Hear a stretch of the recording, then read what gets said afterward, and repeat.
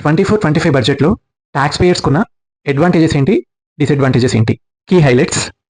Green colour టెక్స్ట్లో ఉన్న points tax పేయర్కి అడ్వాంటేజ్, రెడ్ కలర్ టెక్స్ట్లో ఉంటే అది ట్యాక్స్ పేయర్కి డిసడ్వాంటేజ్. నేను ట్యాక్స్ పేయర్కి ఎఫెక్ట్ అయ్యే బడ్జెట్ని 5 పార్ట్స్లో డివైడ్ చేశాను. Let's see 1 by 1. ఎంప్లాయీస్కి ఫస్ట్ పార్ట్లో అడ్వాంటేజ్ ఉంది. స్టాండర్డ్ డిడక్షన్ 50,000 నుంచి 75,000కి పెంచారు. న్యూ ట్యాక్స్ రిజీమే చూస్ చేసుకుంటేనే ఈ బెనిఫిట్ వస్తుంది. న్యూ ట్యాక్స్ రిజీమేలో స్లాబ్ అమౌంట్ చేంజ్ అవడం వల్ల సాలరీ పర్సన్స్కి 18,200 బెనిఫిట్ వస్తుంది. బిజినెస్ పర్సన్స్కి 10,000 బెనిఫిట్ వస్తుంది. బిజినెస్ పర్సన్స్కి ఈ పార్ట్లో ఇదొకటే బెనిఫిట్ ఉంది. ఫ్యామిలీ పెన్షన్ డిడక్షన్ 15,000 ఉండేది, దాన్ని 25,000కి ఇంక్రీజ్ చేశారు. ఇది కూడా న్యూ ట్యాక్స్ రిజీమే చూస్ చేసుకుంటేనే అప్లై అవుతుంది. కార్ కొన్నప్పుడు టీసీఎస్ డిడక్ట్ అవుతుంది. సాలరీ పర్సన్ 10 lakhs కన్నా ఎక్కువ వాల్యూ ఉన్న కార్ కొంటే డిడక్ట్ అయిన టీసీఎస్ని టీడీఎస్ లాగే అడ్జస్ట్ చేసుకోవచ్చు. దీనికోసం ఆ టీసీఎస్ సర్టిఫికేట్ని మీ ఎంప్లాయర్కి ఇవ్వాల్సి ఉంటుంది. ఎంప్లాయర్స్ కాంట్రిబ్యూషన్లో ఎన్పీఎస్కి 10% క్యాపింగ్ ఉండేది, దాన్ని 14%కి ఇంక్రీజ్ చేశారు. ప్రాపర్టీ ఇండెక్సేషన్ బెనిఫిట్ని రిమూవ్ చేశారు. బిగ్గెస్ట్ డిసడ్వాంటేజ్ ఇది. దీని మీద నేను సపరేట్ వీడియో చేస్తాను. Long term capital gain tax rate 20% నుంచి 12.5%కి తగ్గించారు. పైన రిమూవ్ చేశారు కాబట్టి ఇక్కడ 7.5% కంటి తుడుపులా తగ్గించారు అంతే. ప్రాపర్టీ ఫీమేల్ పేరు మీద కొంటే రిజిస్ట్రేషన్ ఛార్జెస్ అనేవి తగ్గుతున్నాయి. Rental income house property income కింద చూపిస్తారు. అదే రెంటల్ ఇన్కమ్ బిజినెస్ అయితే బిజినెస్ ఇన్కమ్ కింద చూపించేవాళ్ళు. బట్ ఇప్పటి నుంచి రెంటల్ ఇన్కమ్ అనేది ఓన్లీ హౌస్ ప్రాపర్టీ ఇన్కమ్ కింద మాత్రమే చూపించాలి. షేర్ మార్కెట్ ఒకటి తప్ప అన్ని రెడ్లోనే ఉన్నాయి. లాస్ట్ 4-5 years నుంచి షేర్ మార్కెట్లో ఇన్వెస్ట్మెంట్ పెరిగింది. ప్రాబబ్లీ దాన్ని కంట్రోల్ చేద్దామనేమో. Anyway, long term capital gain tax 10% నుంచి 12.5%కి పెరిగింది.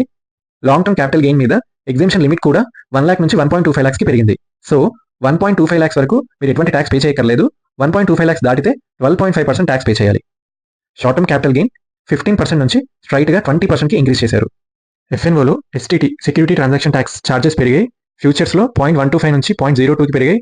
ఆప్షన్స్లో 0.625 నుండి 0.01కి పెరిగాయి. రెండిట్లో ఎస్టీటీ రేటు కొంచెమే ఇంక్రీజ్ చేశారనిపిస్తుంది. బట్ ఎఫ్ఎన్ఓలో హ్యూజ్ ట్రాన్సాక్షన్స్ జరుగుతాయి. సో ఇది కూడా big disadvantage. Buyback of shares buyback చేస్తే ట్యాక్స్ ఉండేది కాదు. బట్ ఇప్పుడు డివిడెండ్ ఇన్కమ్ మీద ఎలా అయితే ట్యాక్స్ పే చేస్తామో దీని మీద కూడా అలాగే ట్యాక్స్ పే చేయాలి. ఈ బడ్జెట్ వల్ల ఏ ప్రొడక్ట్ చీప్ అవుతుంది, ఏ ప్రొడక్ట్ కాస్ట్లీ అవుతుంది? Gold, silver, imported jewellery, diamond cheap అవుతున్నాయి, ఎందుకంటే కస్టమ్ డ్యూటీ తగ్గుతోంది. అలాగే cancer medicines, x ray machines, leather shoes, leather purses, cell phone parts, mobile charges, mobiles obviously ఆ రెండు తగ్గితే మొబైల్స్ తగ్గుతుంది. ఎలక్ట్రిక్ వెహికల్స్ ఇవన్నీ cheap, costly. Imported garden umbrella, chemicals, telecom equipments. ఫర్మ్కి సంబంధించి 2 points ఎఫెక్ట్ అవుతున్నాయి. పార్ట్నర్స్ రెమ్యునరేషన్ లిమిట్ ఇంక్రీజ్ చేశారు. పార్ట్నర్స్కి ఇచ్చే శాలరీ కానీ, కమిషన్ కానీ, ఇంట్రెస్ట్ ఎక్సెట్రా దేనికైనా టీడీఎస్ ఉండేది కాదు. ఇప్పుడు 10% టీడీఎస్ అప్లై అవుతుంది. గుడ్ థింగ్ ఏంటంటే అప్ టు 20,000 వరకు అయితే టీడీఎస్ అప్లై అవ్వదు. కొన్ని important proposals.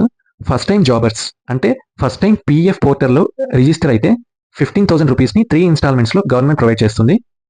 Foreign company tax rate 40% నుంచి 35%కి తగ్గించారు. Gold bonds, debenture bonds 36 months అయితే కానీ లాంగ్ టర్మ్ అసెట్ అవ్వదు. అలాంటిది 24 monthsకే లాంగ్ టర్మ్ అసెట్గా ప్రపోజల్ వచ్చింది. టీడీఎస్ రేట్స్ రిడ్యూస్ అయ్యాయి. ఓల్డ్ ట్యాక్స్ రిజీమేలో ఎటువంటి చేంజెస్ లేవు.